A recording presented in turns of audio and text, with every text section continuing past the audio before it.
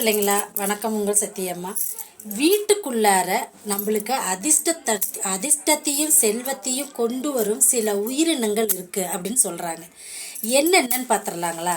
கருப்பு எறும்பு, கிளி, ஆமை, சிட்டுக்குருவி இதெல்லாம் நம்ம வீட்டுக்குள்ளார வந்தால் அதிர்ஷ்டமும் செல்வமும் வரும் அப்படிங்கிறது நம்ம முன்னோர்களோட கருத்து, அவங்களோட ஐதீகமும் இதில் இருக்குது. சரிங்களா?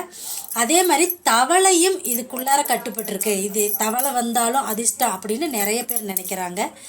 அதனால் நம்ம என்னன்னு கேட்டிங்கன்னா, இது நம்மளோட கருத்தெல்லாம் கிடையாது, நம்ம முன்னோர்களோட கருத்து. கிளி வந்தால் மதுரை மீனாட்சி அம்மன் அருள் அப்படின்னு, அதே மாதிரி கருப்பு எறும்பு வந்துச்சுன்னா அது ஏதோ ஒரு கடவுள் அவதாரம் எடுத்து வராருனோ, அந்த மாதிரி இந்த மாதிரி கருப்பு எறும்பு இதெல்லாம் வந்துச்சுன்னா நம்மளுக்கு அதிர்ஷ்டத்தையும் செல்வத்தையும் தரக்கூடியது இந்த உயிரினங்கள் அப்படின்னு சொல்கிறாங்க. சரிங்களா? நம்ம முன்னோர்கள் கருத்து ஐதீகம் இது. சரிங்களா? ஓம் சக்தி அங்காள சக்தி. நல்லதை மட்டும் நினைப்போம், நல்லதே நடக்கும்.